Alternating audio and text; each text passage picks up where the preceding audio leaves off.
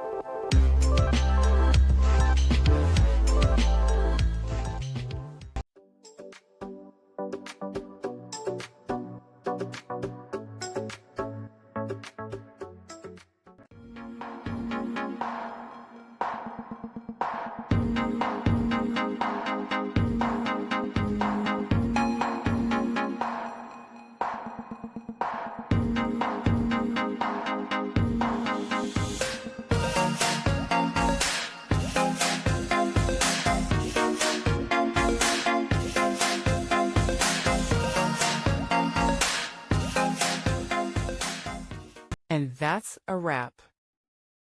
I hope you found the answer you were looking for. If you did, take a second to hit that subscribe button. It really helps out. And let me know in the comments which solution worked best for you. See you next time in the debug zone.